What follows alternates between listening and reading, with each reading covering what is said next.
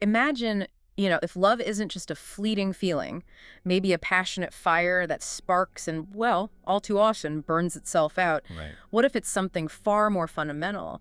A deep, almost primal force, so intricately woven into our very being that it defies our neat logical categories, Hmm. ignores superficial physical appearances, and profoundly reshapes who we are from the inside out. That's a powerful thought. Yeah, and can you truly fall for someone you've never even met? Or perhaps someone who exists only in the fleeting landscape of your dreams? These aren't just the stuff of modern romance novels, are they? Not at all. Not at all. These profound, often perplexing questions about the very essence of love, the true nature of attraction and the depths of human devotion that have resonated across millennia and cultures. Absolutely. It's really a testament to how central love is to the human experience, regardless of the era. Absolutely. And today we're embarking on a fascinating deep dive into a remarkable book that grappled with these very questions over 1,000 years ago. Those should be good. It's called The Dove's Neck Ring on Love and Lovers. It was penned by the brilliant Andalusian scholar Ibn Hazm. A classic text. Exactly. Yeah. And this isn't just some dusty old book. It's an astonishingly timeless exploration of affection, passion, and what it truly means to be devoted to another soul. Yeah. So our mission today is to unpack his unique, often surprising insights, tracing the subtle, almost imperceptible beginnings of attraction all the way to the profound, sometimes unsettling transformations that love can unleash. Exploring the hidden pathways of the heart, you could say. Precisely, guided by a master observer. But let's really unpack this. Ibn Hazm, right from the outset, he tackles the very essence of love, and he immediately tells us it's, well, an ineffable force. Right. Hard to pin down. Exactly. He argues that love is simply too subtle, too grand, too complex to be fully captured or contained within mere words or neat definitions. Mm-hmm. Its true reality, he insists, can only be understood through direct lived experience. You quite literally have to feel it, to suffer it perhaps, to know it. Yeah, you can't just read about it in a dictionary. No. It's not something you can intellectualize your way into understanding. He also makes a crucial point, almost a defense, that love in itself is not an act prohibited by religious law or social custom. That's important. Yeah, it's a natural, perhaps even divinely ordained human condition. And this is truly fascinating because it fundamentally challenges so many, contemporary views of love. How so? Well, views which often try to reduce it to a simple emotion or, a series of chemical reactions in the brain, Yeah. or even just a conscious choice. Right, like you just decide to love someone. Exactly. But Ibn Hazm positions it as something far more profound, almost a spiritual or existential state. He suggests that trying to box love into a dictionary definition is like trying to describe the taste of, say, a mango to someone who's never had one. Ah, okay. Good analogy. Any description, no matter how eloquent, will inevitably fall short of the actual experience. Makes sense. This pushes us to move beyond mere intellectual understanding. It suggests true comprehension only emerges from a raw, lived encounter with love. It's a radical idea even today, often lost in our search for easy definitions. And he doesn't just theorize in a vacuum, does he? The book grounds these ideas in surprising historical echoes. Oh, absolutely. He provides vivid examples of incredibly powerful historical figures, Yeah. caliphs, their sons, high-ranking officials who experience profound love. Really? Like who? Well, he mentions prominent figures like the Umayyad caliphs, Abd al-Rahman al-Nasir, his son al-Hakam, Hisham al-Muwayyad, and even the powerful regent Abd al-Malik ibn Abi Amir. Wow, these are major players. It makes you wonder how love could sway such titans of power. Indeed, consider the story of Abd al-Malik ibn Abi Amir. The book describes his absolute obsession with a woman from Jabayan. An obsession. Yes, his love for her was so intense, so all-consuming, that it actually led him to make a momentous politically charged decision. He married her after a tribal leader was killed. Whoa, so love dictated politics. It seems so. This wasn't some casual infatuation that could be put aside for affairs of state. It dictated a major life choice for a man who wielded immense power, a man whose every decision shaped an empire. That really underscores love's capacity to override even the most rational political calculations. Definitely. And then there's the equally compelling account of Maimun ibn Ayyash. What's his story? The book states he loved a slave girl so deeply, so intensely, that he believed she would bear his heir. He believed it. Yes, despite the fact that he had no children at the time. Yeah. This speaks volumes about the power of his conviction fueled by love. Wow. And did she? Well, later, his son Nizar actually went on to claim divinity, which while the separate matter hints at the kind of intense, almost mystical attachments that could form. It's incredible. What does it truly say about the nature of love when even rulers, with all their immense power, their vast wealth, and their worldly concerns, are so utterly subject to its whims, making decisions that seem illogical, even reckless from a political or social standpoint? It speaks to love's undeniable, almost irresistible force, doesn't it? Its capacity to transcend social hierarchy, personal ambition, and even the strictures of societal expectation. Yeah, it's a potent reminder that even the most powerful individuals are, at their core, still human. Exactly. Susceptible to the same profound and often irrational emotional experiences as anyone else. So this fundamental human vulnerability, even at the highest levels, leads us where? It leads directly into Ibn Hazm's core theory, the connection of souls. He truly believes that love, in its truest form, what he terms ishq, or passionate love, is fundamentally the union of separated parts of souls. Separated parts. Yes, souls that were once connected in the celestial realm before creation. So if I'm understanding this correctly, it's not just a meeting of two individuals who happen to click, No, much more than that. but rather a profound reunion of something that was always meant to be whole, a destiny written before time itself. That's a powerful and deeply spiritual concept. Precisely. He uses a beautiful and easily graspable analogy. He likens this spiritual connection to how physical forms naturally attract similar forms. Like magnets. Exactly. Or how a magnet inherently draws iron to itself. It's portrayed as an inherent tendency for to seek a cosmic pull towards completion. Okay. He even references the Quranic verse, "He it is who created you from a single soul and made therefrom its mate that he might dwell with her," suggesting that love is a divinely orchestrated mechanism for achieving tranquility and completion. So it's not just about finding someone. No, It's about finding your other half in a pre-existent metaphysical sense. you've got it. That's the core of his idea of issue. That's a truly powerful idea. It instantly elevates passionate love beyond mere physical desire or social convenience, grounding it in something cosmic and eternal. And he makes that distinction exceptionally clear, which is crucial for understanding his definition of true love. The book meticulously differentiates true ish from lesser forms of love or affection. Lesser forms, like... Which he says are based on superficial things like shared interests, kinship ties, or merely the desire for physical pleasure, shahwa, he calls it. Okay, so the more common reasons people connect. Right. These lesser forms, he argues, are temporary and inevitably fade away because their root is shallow and transient. Makes sense. But ish, rooted as it is in the indestructible soul, persists until death, impervious to superficial changes. Wow. Until death. And he also highlights that true ish manifests in very specific, often distressing physical and mental symptoms: emaciation, profound sighing, deep melancholy. Melancholy. Even madness. Even a kind of madness or obsession, yes. Symptoms conspicuously absent in these other, more ephemeral forms of affection. So it's a total transformation, almost like a profound illness born of this deep connection. That's one way to look at it, certainly, a consuming state. This concept of love as a soul reunion begs an immediate question, though.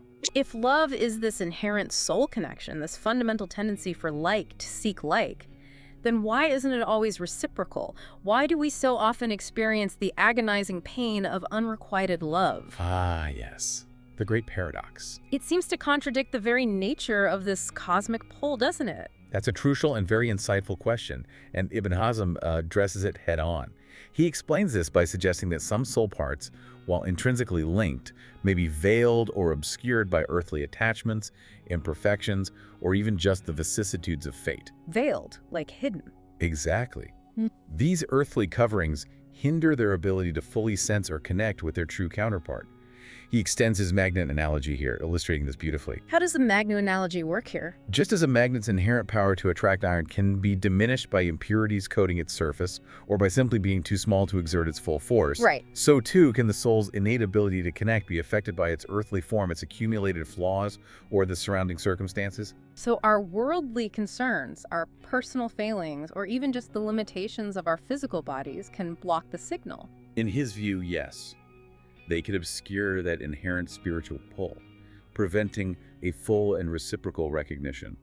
So it's almost like a spiritual static or interference, preventing the signal from coming through clearly, even if the connection is theoretically there. That's a wonderfully descriptive way of putting it. Exactly. And on top of that profound spiritual layer, the book also acknowledges the very tangible role of temperament and similarity in drawing people together. So it's not just spiritual. No, he brings in the practical side too. Ibn Hazm cites ancient Greek thinkers like Hippocrates and Plato, who suggested that individuals are inherently drawn to those with similar temperaments and character, finding comfort and recognition in likeness. Okay, the idea that like attracts like. Precisely. He even reinforces this with a powerful hadith. Souls are like conscripted soldiers. Those among them who recognize one another unite, and those among them who do not recognize one another differ. Wow, conscripted soldiers. That paints a picture of souls, perhaps even unconsciously, identifying their kindred spirits from some primordial army. Doesn't it? It adds this fascinating psychological and even sociological layer to his spiritual theory. It's a rich blend of innate spiritual connection and observable personality alignment. Yeah, reinforcing that like attracts like idea on multiple levels, from the cosmic to the everyday. It's a truly holistic view, integrating both the seen and unseen aspects of human connection. Which then brings him to discuss the crucial distinction between the superficial and the true in attraction. Right. Beauty versus something else. Exactly. He readily recognizes the initial pull of physical beauty, what he calls shahwa, or simple desire for pleasure. Which is normal, of course. Of course. But he asserts emphatically that true love, mahabba, transcends this superficial appearance. It's about discerning something much deeper beyond the fleeting physical form. Okay. An elusive something that makes the beloved unique, utterly irreplaceable, and profoundly indispensable. It's not just the physical vessel, but the essence within. So what does this nuanced view mean for our modern understanding of love at first sight versus a slower, deeper connection that unfolds over time? We often glorify love at first sight, don't we? We do, in stories, films. As if it's the only authentic beginning. But Ibn Hazm seems to imply something far more profound and enduring. Is one more valid than the other in his view? And what exactly is that something he refers to beyond beauty? Well, that's a perfect lead-in to his exploration of how love truly begins. For Ibn Hazm, while initial attraction might be sparked by beauty, the something is that unique resonance of the soul, that recognition of a missing piece. Okay. It's not just physical appeal, but a deeper, almost mystical pull toward complementarity. Yeah. And that's a great transition, because Ibn Hazm actually explores several surprising and often counterintuitive pathways to love. Some might even challenge our modern notions of how relationships form. Okay, like what? One of the most unusual origins he discusses is falling for someone seen only in a dream. That sounds, well, fantastical. Doesn't it? This chapter is titled Babman Ayab Min Al-Nam, Chapter on One Who Loves from a Dream. Wow. He recounts the poignant anecdote of a man named Abu Siri Ammar ibn Ziyad, who fell into a deep, melancholic love after seeing a girl only in a dream. Just from a dream, really? Yes. And despite Ibn Hazm's own attempts to reason with him, to tell him that it was merely a delusion, a figment of his sleeping mind. Right, which sounds logical. Ammar insisted he was genuinely, irrevocably in love with someone he had never physically met. He was consumed by this ethereal image. Consumed how? Even composing poetry about her, asking, was it the moon or the sun that rose? Who was she, whom my poetry longs for? That's incredible. This anecdote highlights the sheer, almost frightening power of imagination and the mind's profound ability to create an object of desire, regardless of physical reality. It powerfully demonstrates how deeply our internal world, even our subconscious, can influence our deepest affections. Sometimes to our detriment, maybe. Absolutely. It suggests that the soul's yearning can even project itself onto a dream figure, desperate perhaps to find its counterpart. It's almost like the soul is reaching out, even in sleep, trying to find its predestined match, manifesting it in a dream. That's a fascinating way to think about it. Then there's love from description. Badman Ahab, Bill Wolfe. Here, love can ignite purely through detailed descriptions of a person, even without a direct encounter. Right. This, he says, leads to intense longing, voluminous correspondence, and restless sleeplessness, which I must say, sounds quite familiar even today. How so? With our modern online dating profiles, maybe, where initial attraction is often based purely on text and images. That's a great parallel. He views this foundation as potentially fragile, though. which is a crucial caveat. Fragile, why? The danger, he argues, is that the mental image created from the description may not align with the reality upon a physical meeting, leading to disappointment. Ah, okay. The reality check. Exactly. However, he notes that this pathway to love was particularly common among secluded women who, due to social constraints, might not have had other avenues for initial connection. That makes sense in that context. And he cites a compelling poem that defends this form of love. You who blame me for loving one my eye has not seen, has paradise ever been known without description? Ooh, that's a brilliant defense. Using a religious concept to justify a very human experience. Isn't it? Implying that faith in the unseen is not so different from love sparked by a description. But the book also notes a crucial contrast, a potential pitfall. Yeah. Sometimes a real encounter dramatically contradicts the description, causing profound disillusionment. Yeah. Yet, intriguingly, other times the reality surpasses the description, affirming and even deepening the initial attraction. He gives two personal anecdotes to illustrate this dual possibility. In one, he recounts developing an intense aversion to a man known only by description, an almost visceral dislike. Based just on hearsay. Exactly, only for a strong, unexpected friendship to blossom upon meeting him in person, proving the initial mental image entirely wrong. Oh. And in another, his friend, Abu Shakir Abdul Rahman, experienced a similar deep friendship with someone initially known only by description, where the reality confirmed and enriched the imagined bond. So it can go either way. It suggests that while the description can certainly spark the initial thought or prejudice, the true connection, or lack thereof, forms irrevocably in reality. It's a powerful lesson in not judging a book by its cover, or rather by its synopsis. It makes you wonder how much of our initial feelings are projections. How do our minds truly fill in the gaps when we only have a description of someone, and how does that affect what we feel? That's the key question, isn't it? Is it purely idealization? Or is there a recognition of something deeper, a subconscious premonition of connection, even from a distance? It's likely a complex mix of both an idealization of what we want to find, combined perhaps with that subtle recognition of potential compatibility, that soul connection, if it's truly there. Next, he explores love from a single glance. Bab man ahab min nazra wahida. This is the phenomena of falling instantly in love at first sight. Ah, the classic trope. And he categorizes it into two distinct types. The first type is loving an unknown, where the person is seen, but their identity, their name, their background, their social standing remains completely unknown. Okay, this sounds exactly like something out of a classic romantic movie, a fleeting moment that changes everything. It certainly does, and Ibn Hazm provides a truly heart-wrenching example. He recounts the story of the famous poet Harun ibn Yusuf al-Ramadi. What happened to him? Harun sees a young girl by a spice market in Cordoba, just a glimpse, and falls hopelessly, irrevocably in love. Just like that. Just like that. He is so consumed that he follows her, only for her to reveal that she is a slave and, heartbreakingly, cannot be his. Oh, no. The poet then spends years lingering near the very place he saw her, composing mournful poetry, lost in the anguish of that single, never-to-be-repeated encounter. But he never finds her again. Never finds her again. His poem beautifully captures this longing. My eye reaped heartache, so my heart cries from the anguish of thought. That's incredibly powerful. A truly tragic love story born from a single glance. It speaks to the power of instantaneous, overwhelming attraction that can leave a lasting scar. The second type he describes is loving a known person, instant attraction to someone whose identity is already known to you. Right. This type, while quick to begin, is also noted by Ibn Hazm to be quicker to fade, unlike the true, enduring-ish he champions.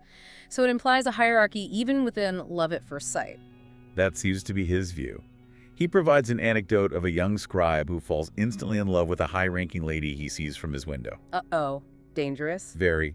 Their ensuing secret correspondence, full of peril and passion, is described as being more delicate than a sword's edge, highlighting the intense danger and exquisite tension of their clandestine affair. But again, while it illustrates intense instant attraction, it reinforces Ibn Hazm's point about the potentially ephemeral nature of this kind of love, distinguishing it from deeper, soul-rooted connections. But then, and this is where Ibn Hazm really lays out his philosophy, right? He presents what he considers the most enduring and genuinely authentic form of love. Exactly. Love by persistence and long acquaintance.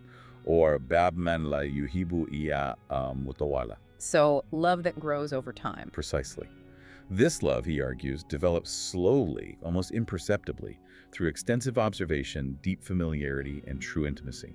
This is explicitly his preferred view of how true lasting love truly takes root. Yes, and this is where his concept of love being a slow burn truly crystallizes, isn't it? Absolutely.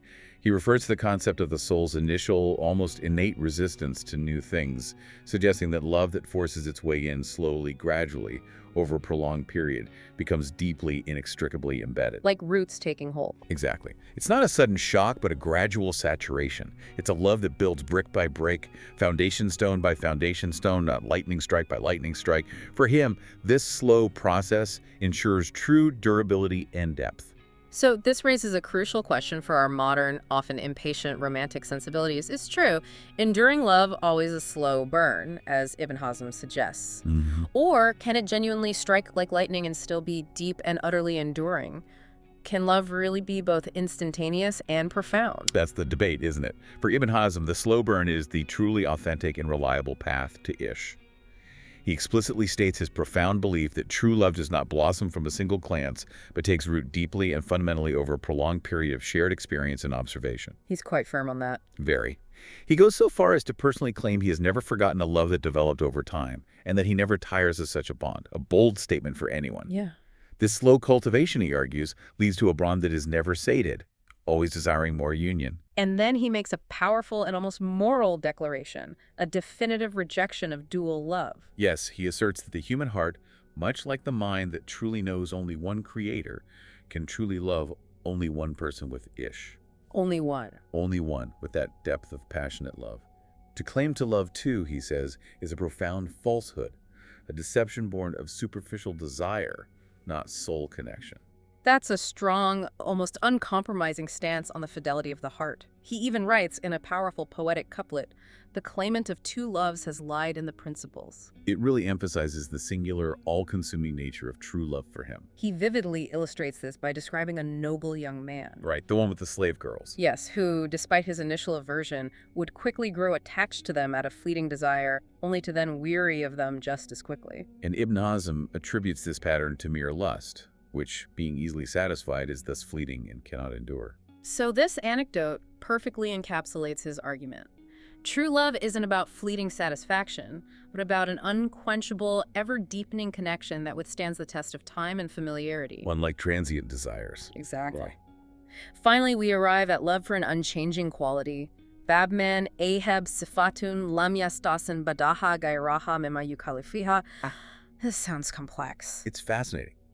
This is where love truly demonstrates its profound, almost magical power to dictate preferences, How so? making a lover esteem a trait in the beloved that they would normally find unattractive, and then forever prefer that trait over its opposite. Wow, so love changes what you find attractive. Fundamentally, this, for Ibn Hazm, is a definitive sign of true, deep love, a love that transcends superficial judgments and literally rewires one's aesthetic sensibilities. That's remarkable. Does he give examples? He does. The book provides fascinating examples, like people developing a preference for short necks or specific mouth shapes, or even unusual hair colors, even if they generally dislike those features prior to falling in love. Incredible. Ibn Hazm shares a compelling personal example. He reveals that he loved a blonde girl in his youth. Okay. But since then, his entire nature has been so fundamentally altered by that experience that he now only finds dark hair attractive and actively dislikes blonde hair, no matter how beautiful others may find it. So that one love permanently changed his taste. That's what he claims. He even notes that the powerful Marwanid caliphs like Al-Nasir and Al-Hakam had an innate preference for blonde women, a preference that mysteriously seemed to be passed down through generations. Wow. Suggesting love's transformative power can even shape collective aesthetic biases. It's a striking idea. This section truly highlights the irrational, deeply transformative power of love, showing how it can rewire one's most basic aesthetic preferences, almost like a permanent mental imprint. Yeah, it's not just attraction, it's a fundamental reorientation of what one finds beautiful. Does love truly make us blind to what others see, or does it perhaps open our eyes to a different, more profound kind of beauty? I think Ibn Hazm would argue for the latter. You think? Yes, it's not a form of blindness, but rather a profound recalibration of perception. Love doesn't just make us accept perceived flaws, It makes us cherish them. Cherish them. It unlocks a unique and intimate appreciation for qualities others might overlook or even deem unattractive, imbuing them with profound significance and singular beauty for the beloved. It's about seeing with the soul, not just the eyes. Once love takes root, whether slowly through long acquaintance or through that instantaneous glance, Ibn Hazm then pivots. He explores the intricate and often perilous language of lovers, right? Yes, the hidden signals, covert messages, and daring open declarations they employ in a world often hostile to their affections. So when direct, overt communication is impossible, lovers, he notes, resort to allusion by word, bab al-tarid bil qual. Using words indirectly. Right. This includes the subtle weaving of poetry, cryptic riddles, or words laden with double meanings, allowing them to express their deepest feelings covertly, right under the noses of others. He provides a truly vivid and almost cinematic anecdote from the Caliph's court to illustrate this. Oh, yeah. Tell me about it. He recounts how a young man and a slave girl, both presumably aware of the dangers of open communication, used this very method. The girl sang an old poem. Sang? Yes, sang an old poem with exquisitely hidden allusions that subtly conveyed her deep feelings and her complaint about the young man, who she artfully described as being like a cruel judge. Wow. And did people notice? Well, Ibn Hazm, who was present at the time, observed this interaction and recognized the hidden meaning, a testament to his keen understanding of these unspoken codes. It really emphasizes the intelligence, the quick wit, and the extraordinary subtlety required in such a constrained and dangerous environment to express profound emotions. Absolutely, without revealing them directly to the uninitiated. It's a masterclass in clandestine communication. It's a remarkable secret language that only the two of them and perhaps a shrewd observer like Ibn Hazm could truly understand. Exactly. And once that verbal allusion has established a tentative connection, lovers often move to an even more subtle form of communication. Allusion by eye. Bab al-ishar bil-ain. The language of the eyes. He says eye signals become a completely secret, wordless language, replacing even the need for veiled phrases. And he gets incredibly specific and almost poetic here, detailing a complex lexicon of various eye movements and their precise meanings. Like what? Give me an example. A prolonged, unwavering gaze, coupled with a widening of the eye, for instance, signifies acceptance and longing. Okay. Rapidly averting the gaze suggests grief or profound sorrow. Glancing with the outer corner of the eye can be a subtle threat or warning. It's all code. It is. Glancing directly with the center of the eye poses a question. A trembling of the pupils means prohibition or refusal, and a slight closing of the eyes signifies a command. Amazing. He describes the eye itself as nothing less than the mirror of the soul, its guide, and its most eloquent messenger. The mirror of the soul. Capable of conveying complex meanings and profound sentiments that even words, with all their precision, simply cannot capture. That's deeply romantic, almost mystical, and incredibly perceptive. It transforms a simple biological function into an art form of communication. It really does.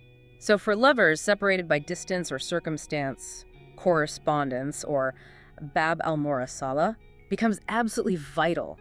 Letters. Yes, letters act as a crucial substitute for direct meetings, and he emphasizes that the beauty of the letter itself, its calligraphy, its poetry, its very scent, is paramount. The whole presentation matters. Immensely.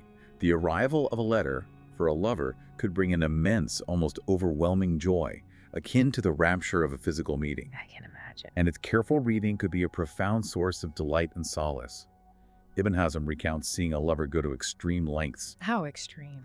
actually cutting his own hand to write a letter to his beloved with his own blood. With his own blood. Wow, that's intense. Visceral, shocking, and deeply symbolic, isn't it? It demonstrates the extraordinary, almost fanatical lengths lovers would go to communicate their devotion and passion.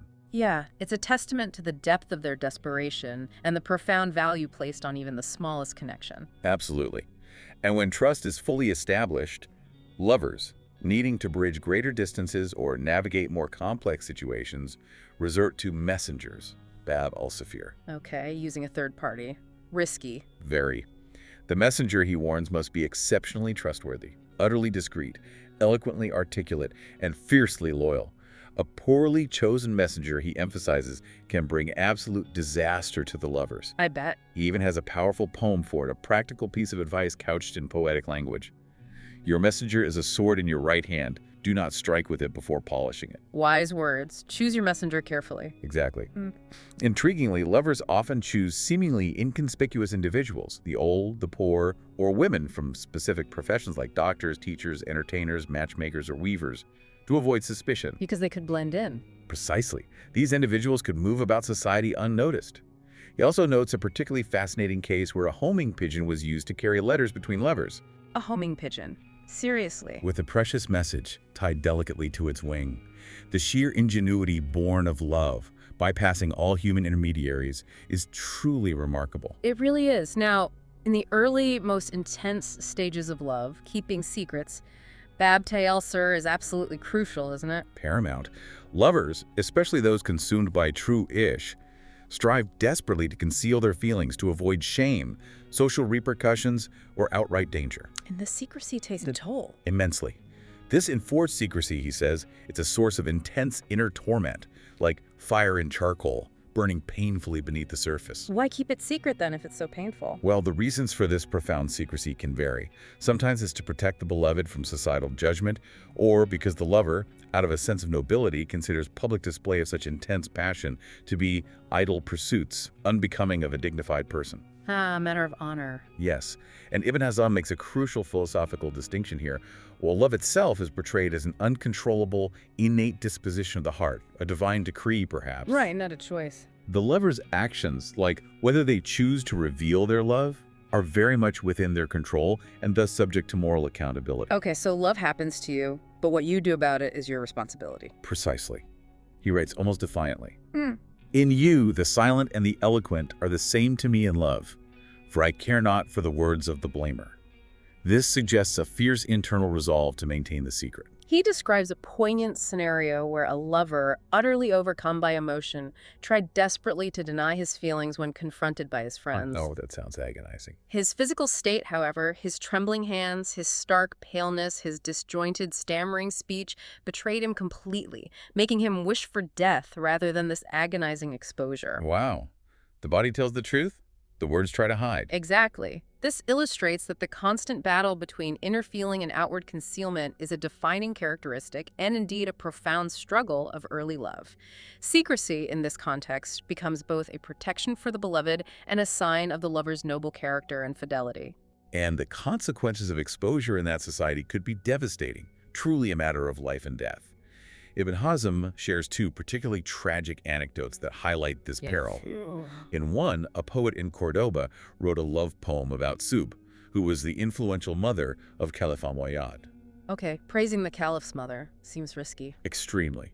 When a slave girl, perhaps innocently, sang this poem before the powerful regent Al-Mansur, he was so incensed by the perceived impropriety and danger of such an indiscretion. What did he do? He immediately ordered the girl who sang it to be bought and killed. Just for singing the poem, that's brutal. Brutal, but it shows the stakes.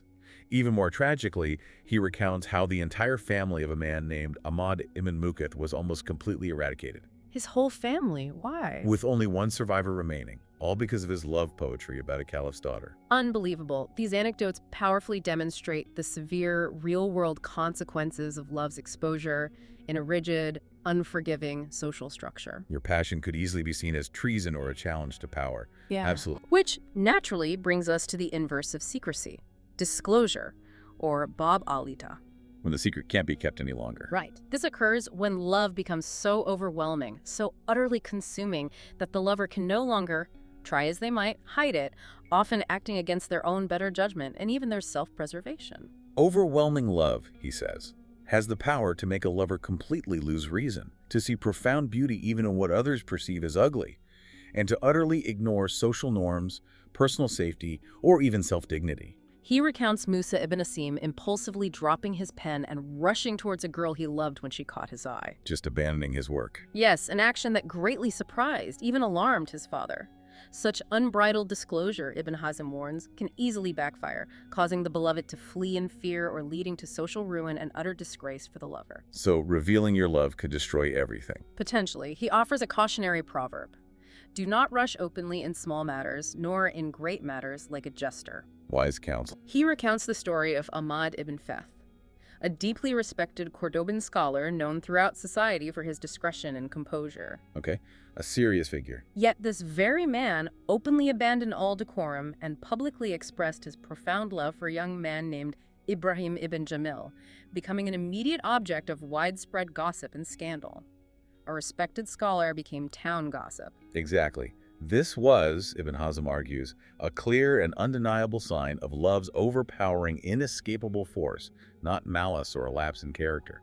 It speaks to love's capacity to strip away all pretense. But sometimes this disclosure happens out of pure malice or bitter envy, right? Yes, especially from rivals who seek to exploit the lover's vulnerability. Ibn Hazm views this particular form of disclosure as utterly despicable and dishonorable. And interestingly, he notes that Arab women were described as distrusting a lover who openly declared his love. Right, they instinctively preferred discretion and chastity in such matters, valuing the quiet, dignified pursuit of affection over a boisterous public display. That preference really underscores the complex social nuances of love and reputation in his time. Now, love isn't just about whispered secrets and profound longing. It's also a tumultuous journey through trials, often involving other people who impact the lover's fate. Absolutely, sometimes for good, sometimes for ill. One of the most astonishing aspects Ibn Hazm discusses is the concept of obedience, Bab al-Ta. This sounds interesting. It is.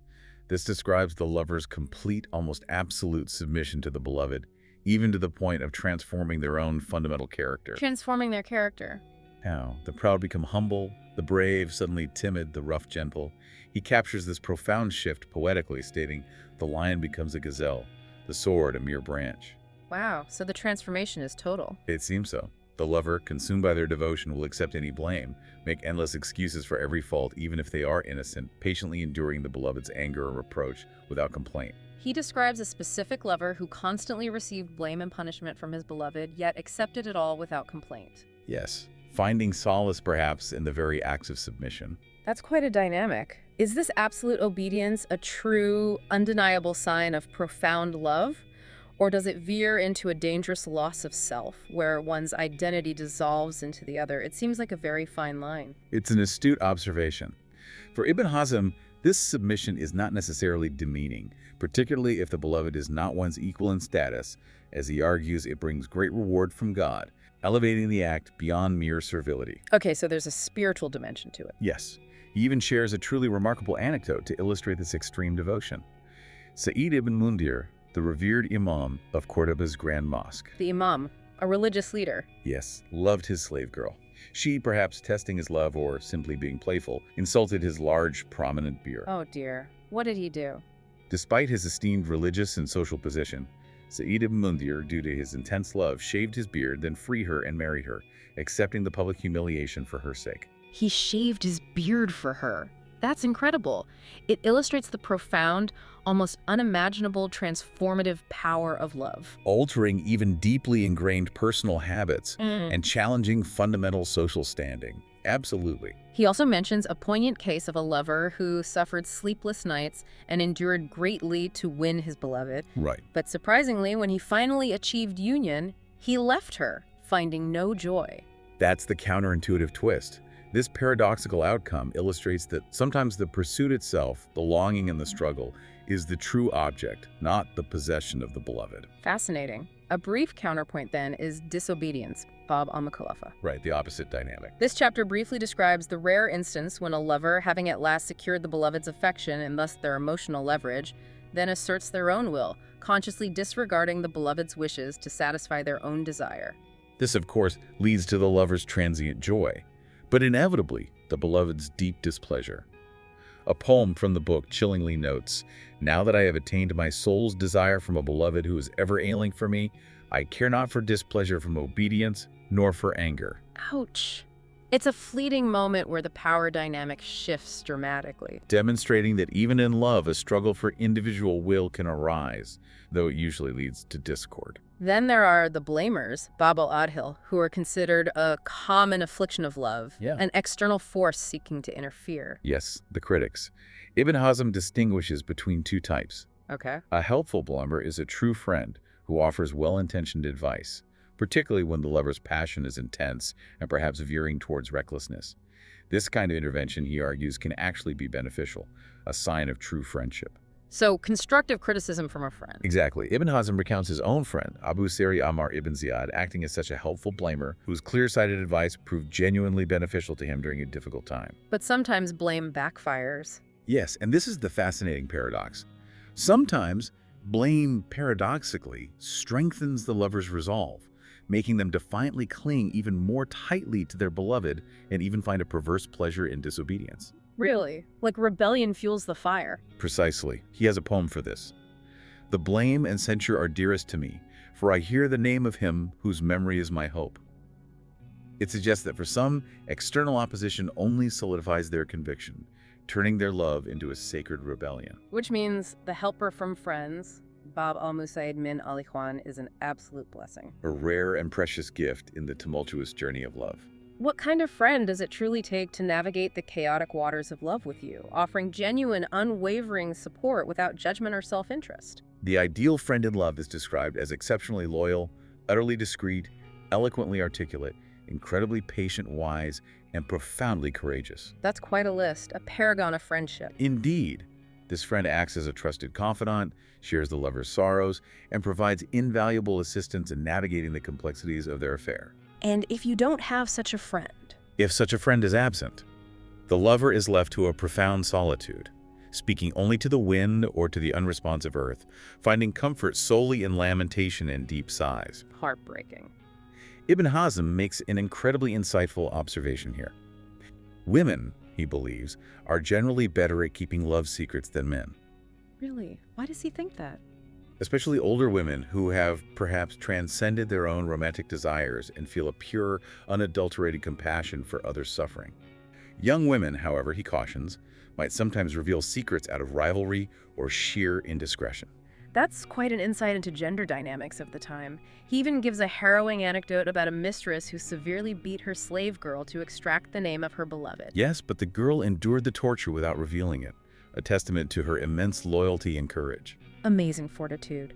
And another beautiful story about a pious woman who found a love letter from a young man to a girl. Instead of exposing them, which was the social norm. Right, she didn't. She offered to buy the girl from her master, explaining that love's secrets, especially those of a chaste and pure love, should be protected at all costs. It's a powerful statement about empathy and integrity. He contrasts this remarkable discretion in women with men, who he says are often too distracted by worldly affairs, their work, the demands of war, family obligations, and other social duties, to dedicate themselves fully and consistently to the intricate sequence of love. making them generally less reliable confidants, in his view. Yes, and Ibn Hazm attributes his own remarkably nuanced insights into women's nature to being raised among women from an early age, learning their deepest secrets and understanding of love firsthand. Ah, that explains his perspective. This unique background undoubtedly gives his observations a singular depth and authenticity. Next, there's the observer, Bab al-Rakib, another pervasive affliction of love, almost a constant shadow, often causing immense anxiety for the lovers. Yes, the fear of being watched. This could be an accidental observer, someone who simply happens upon the lovers, causing them profound distress and fear of exposure.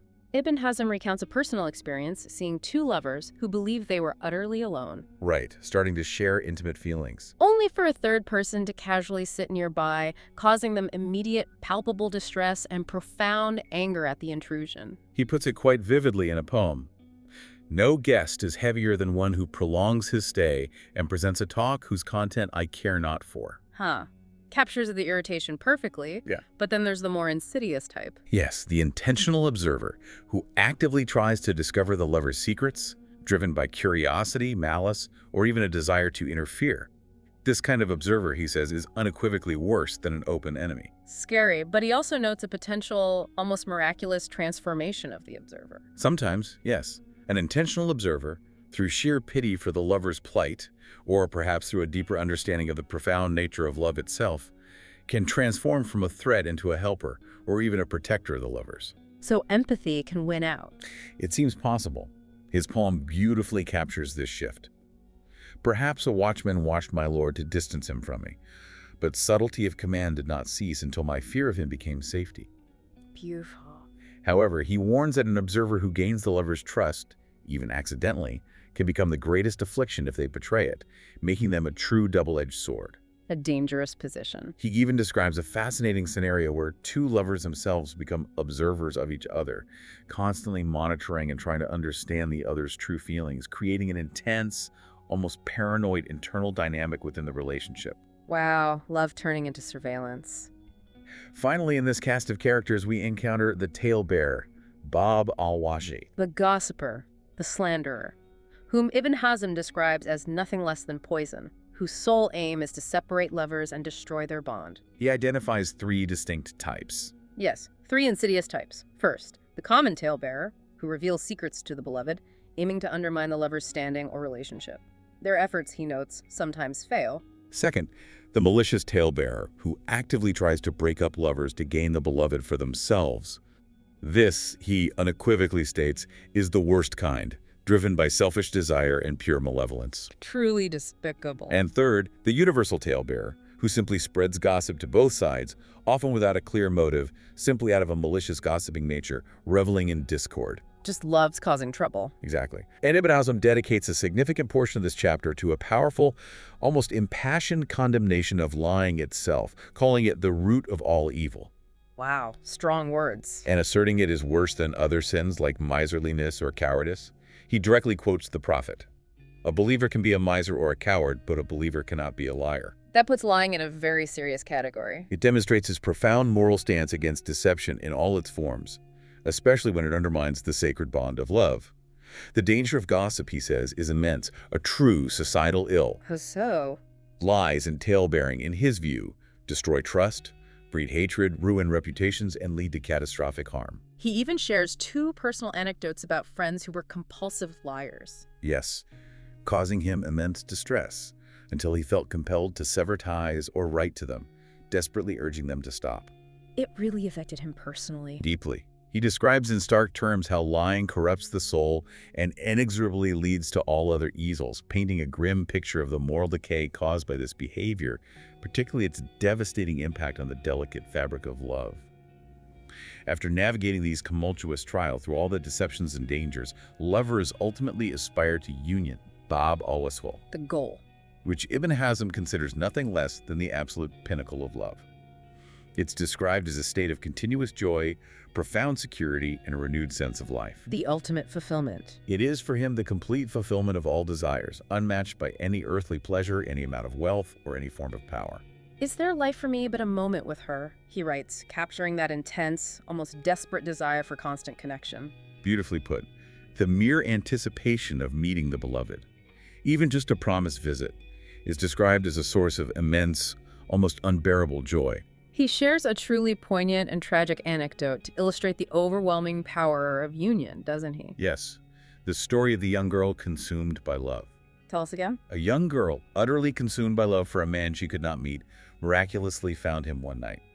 Unable to speak a single word, overcome by the moment, she simply leaned in and kissed him on the mouth as she passed by. Just a fleeting kiss. Yes, but the shock and profound emotional impact of this unexpected, intimate contact caused him such overwhelming pain and ecstasy that he fell into a snare of death, succumbing to the intensity of the moment. Wow. Killed by a kiss, essentially. That illustrates the overwhelming power union could hold. Even to the point of being fatal. Importantly, Ibn Hazm also strongly refutes the common idea that prolonged union leads inevitably to boredom or satiation. Oh, he disagrees with familiarity breeds contempt. Fiercely. He argues that true, soul-rooted love only deepens and intensifies with time and continued connection. He states profoundly that he has never been quenched by the water of union and always desires more, always finds new depths. Always thirsty for more connection. Exactly. He describes the perfect state of love as union without observers, without blamers, without talebearers, without separation, and most crucially, without boredom. An ideal, almost utopian state. He shares Yad ibn Abi Sufyan's beautifully simple, ideal life.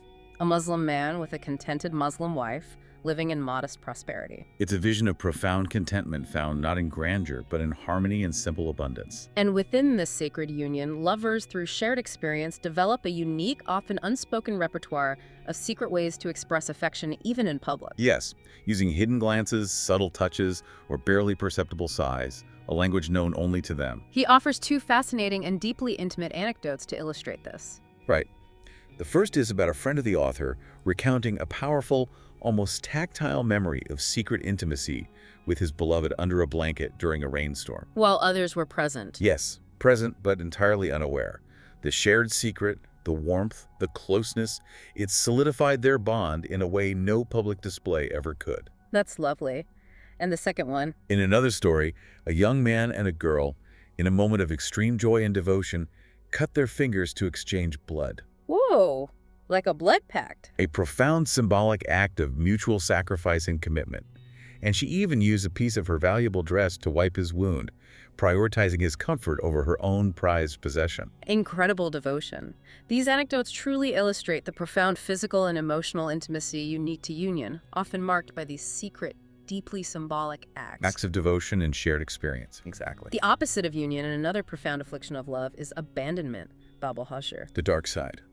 Depicted as the antithesis of union, a state of profound deprivation. He describes two primary types. Okay, what are they? First, forced separation, which occurs due to external circumstances like travel, war, or the ever-present fear of observers. In this case, the lover still feels irrevocably drawn to the beloved, despite the physical distance, holding on to hope and memory. So the love remains, even in absence. Yes. The beloved might appear distant outwardly, but inwardly remains deeply attached. Second, and far more severe, is intentional abandonment. When the beloved chooses to leave. Exactly. When the beloved purposefully withdraws their affection, choosing to end the connection. This is presented as the first and most painful sign of a troubled relationship, leading to profound sorrow and despair for the abandoned lover. A mournful poem asks, how can I blame separation when separation has struck me with longing? Captures the agony, doesn't it? Perfectly. The agony of a love that endures even when unreciprocated. And Ibn Hazm directly addresses and fiercely rejects the idea, often held by others, that prolonged union inevitably leads to boredom, which then causes abandonment. He adamantly argues against it. For him, true love only intensifies and deepens with continued, sustained connection, never diminishing. He recounts a deeply tragic anecdote about a friend whose love was so profound that despite physical proximity to his beloved, he lived in a constant state of internal separation due to a capriciousness, a changeable nature on the part of the beloved. So, together but apart emotionally. Right. This internal emotional distance, despite physical closeness, ultimately led to their inevitable physical separation by death. A tragic testament to the idea that even physical presence cannot guarantee true union if the soul, or at least the beloved's nature, is not aligned. It really underscores that abandonment isn't just about physical distance. It can be an emotional withdrawal, a lack of true connection even when standing side by side. A crucial distinction. That's a powerful point.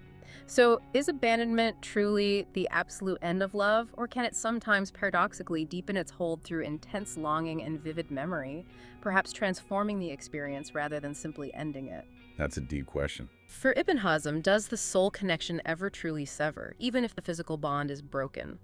For Ibn Hazm, I think while separation is undoubtedly an affliction, it doesn't necessarily spell the absolute end of the love itself, especially if that underlying soul connection persists. So the love can live on. The longing and the vivid memory can indeed keep the love profoundly alive, even if it morphs into a different, more melancholic, but no less powerful form. The soul, for him, endures, and with it, the potential for that profound connection, even in absence. As we reflect on this profound deep dive into Ibn Hazm's The Dove's Neck Ring, it's incredibly clear that from the subtle dance of stolen glances to the transformative, almost mystical power of soul connections, this ancient book offers an astonishingly rich and nuanced view of love. It really does. It's a perspective that manages to be both deeply personal, rooted in specific anecdotes, and yet universally resonant, transcending centuries and cultures. It speaks to the human condition regardless of time or place. His insights, drawn from a completely different cultural and historical context, powerfully remind us that while the external forms of courtship, the social pressures, and the modes of communication may change dramatically over time, things look very different now. The core human experience of love, with its immense joys, its profound sorrows, its intricate complexities, and its deep, often unexpected transformations, remains remarkably fundamentally consistent. It feels utterly timeless. He really does unpack the very blueprint of human affection in a way that feels almost archetypal. It truly does. It's a testament to the enduring power of profound human connection. And as we conclude this particular deep dive, consider this provocative thought for your own reflection. Okay. If love truly originates in the soul's primal connection, as Ibn Hazm so eloquently proposes, and not just in the fleeting physical or circumstantial attractions that so often capture our attention, then what profound responsibility do we have as individuals to actively seek out, diligently nurture, and fiercely protect those rare, precious bonds that truly resonate with our deepest selves? Regardless of societal expectations or the passage of time. Exactly.